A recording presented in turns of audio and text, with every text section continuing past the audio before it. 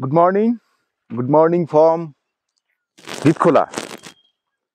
এই গীতখোলাতে এসে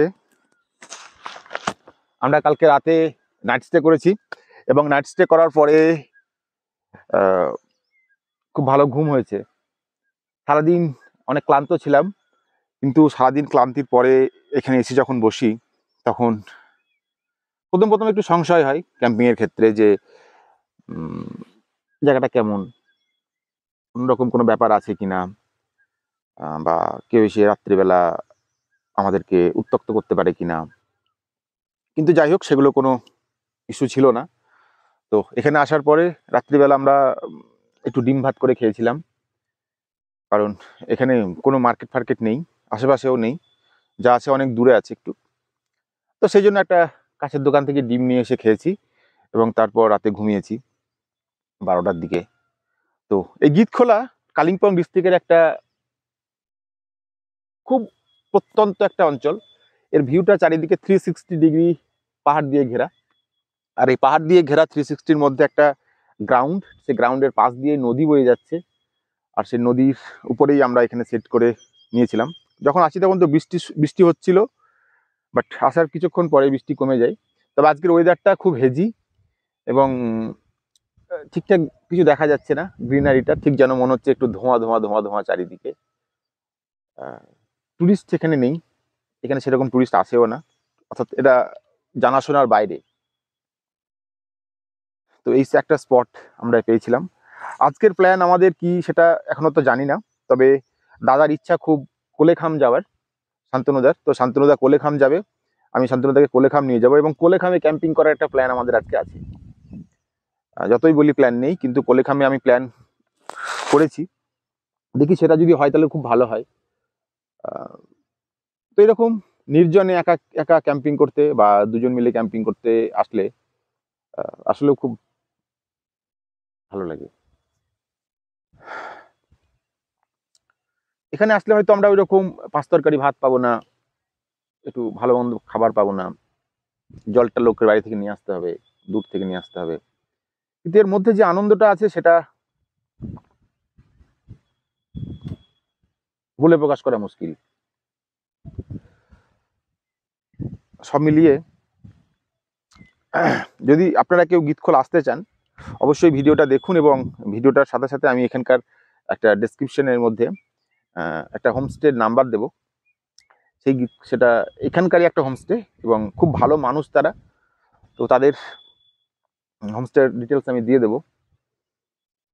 যাই হোক, ঘুরতে এসেন এরকম অনেকেই আমি জানি, আমার সারাউন্ডিংসের মধ্যে অনেকে আছেন যারা একদম নিরিবিলি, নির্জন, পাখির ডাক, প্রকৃতি, নদী এইসব ধরনের ভালোবাসেন। তারা আসুন, ভালো লাগবে।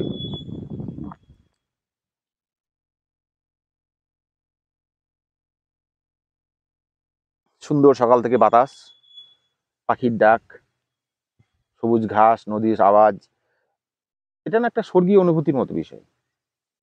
সবকিছু বলে প্রকাশ করা যায় না, বোঝানো যায় না, এক্সপিরিয়েন্স কিন্তু নিতে হবে, তাই না? এখানে তো জল নেই, তো আমরা পাশের একটা দূর থেকে একটা ওয়াটার সোর্স আছে, সেখান থেকে নিয়ে এসেছি। তো ক্যাম্পিং করতে গেলে সারাক্ষণ কিন্তু আপনাকে একটু খেয়াল রাখতে হয় কোথায় কি পাওয়া যাবে। খুব নজর দিয়ে সেটাকে রাখতে হয়। তো যাই হোক, ভিডিওটা দেখুন।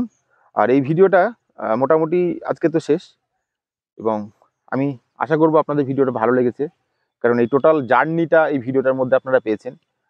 আসা রাস্তা ভাঙা খারাপ, কত রকম অবস্ট্রাগল, কত রকম অসুবিধার মধ্য দিয়ে আমরা এসেছি এবং সেই আসার পরে ক্যাম্পিংটা করতে পেরেছি। এখানে কোনো পারমিশনের প্রয়োজন হয়নি, কেউ কিছু বলেনি আমাদেরকে। তো যদি পারমিশনের প্রয়োজন হতো তাহলে করতাম। রাত্রিবেলা যেমন ঠান্ডা ছিল, এখন আবার গরমও আছে। আমি যখন রাত্রিবেলা কালকে শুয়েছিলাম বেশ ঠান্ডা ঠান্ডা লাগছিল। একটা ভয় ভয় ব্যাপার ছিল। কালকে রাত্রিবেলা মনে হচ্ছিল নদী দিয়ে কে একটা হাঁটছে। আমি দুইবার দেখার চেষ্টা করেছি, কারণ যেহেতু আমি ভূতে বিশ্বাস করি না, তো ওই রকম ব্যাপার আমার নেই যে ভূত এসে হাঁটছে। বা আমার প্রথমে সেখানে মনে হচ্ছিল এটা একটা শ্মশান টাইপের। এসব আমার মাথার মধ্যে নেই, এগুলো আমার কাজ করে না আসলে। তো আমি দেখার চেষ্টা করলাম যে ভূত আছে নাকি, দেখলাম না, কিছুই নেই। কোনো হয়তো রাতের পাখির ডাক টাক হবে, ঠিক যেন মনে হচ্ছে নদী দিয়ে কে হাঁটছে। পাথরে পাথরে পা দিয়ে হাঁটছে। তো এটা থ্রিল তো অবশ্যই হয়, আর সেই থ্রিলটাকে থ্রিলের মতো করেই নিই আমি। এটা ভয়ের কিছু নেই। এইভাবে এভাবেই ঠিক আছি। তো চলুন, শান্তনুদাকে আমি একটা কথা বলছিলাম, যে শান্তনুদাকে আমি বলছিলাম যে, শান্তনুদা, ঘুরতে সবাই খুব ভালোবাসে, কিন্তু ঘুরতে গেলে না পয়সার প্রয়োজন হয় খুব। আর এই পয়সাটা আমাদের সবার দরকার হয়। তো আমি শান্তনুদাকে বললাম, শান্তনুদা, ঘুরতে গেলে পয়সার দরকার হয় না, মিনিমাম কিছু পয়সার দরকার হয়। আর বাকিটা না ইচ্ছা শক্তিতেই হয়ে যায়। আমি যদি আমার নিজের উপরে ভরসা রাখি, তাহলে অবশ্যই আহ, আমার দ্বারা কোনো কিছু সম্ভব না। কিন্তু আমি যদি পরম পিতার উপরে ভরসা রাখি, তো পরম পিতা সমস্ত ব্যবস্থা করে দেয়। তো আমি ছেড়ে তাকে ধরতে হবে, যে তুমি যা করবা তাই। স্রোতের বিপরীতে না গিয়ে স্রোতের দিকে যেতে হবে, তাহলে আমার মনে হয় হিসাবটা মিলে যাবে। তো মেলাবো বললে যদি মেলাতে যায়, তাহলে আবার মিলবে না। আমার মনের মধ্যে ওই ব্যাপারটাকে একদমই ছেড়ে দিতে হবে। যদি সেটা পারা যায়, তাহলে আপনিও দেখবেন যে আপনার জীবনেও এমন এমন ঘটনা ঘটছে যেটা আপনি চিন্তাও করতে পারেননি। আর সেটাকে গ্রহণ করতে হবে একদম ডিপ, একদম ভিতর থেকে। যদি সেটা হতে পারেন, তাহলে দেখবেন আপনার কাছে এই পৃথিবীতে কোনো কিছুই অসম্ভব না। পয়সা থাক বা না থাক, খুব একটা ম্যাটার করে না, হয়ে যাবে, কিছু না কিছু হয়ে যাবে। আমরা যে শুধুমাত্র ক্যাম্পিংটা ভালোবেসে তো অবশ্যই করি, কিন্তু সবটা যে ভালোবাসা তাও না। রান্না বান্না করতে হয়, অনেক গাছের ব্যাপার আছে। একদম আপনি যদি দেখেন তাহলে বুঝতে পারবেন কিভাবে নোংরা হয়ে আছে। এগুলোকে সব গোছাতে হবে, সব ভরতে হবে, প্যাকিং করতে হবে। তো এটার একটা হেডেক খুব ক্যাম্পিং এর। কিন্তু ওই যে দিনের শেষে কিন্তু আমরা দুজন মিলে 3,000 টাকা বাঁচিয়ে ফেলেছি। 3,000 টাকাও কিন্তু কম না। এই 3,000 টাকাতে আমাদের গোটা ট্রিপটা কমপ্লিট হয়ে যাবে। তো ওই 3,000 টাকা এই গোটা ট্রিপটাকে যদি কমপ্লিট করতে হয় আমাদের, তাহলে একটু কষ্ট করতে হবে, তাই না?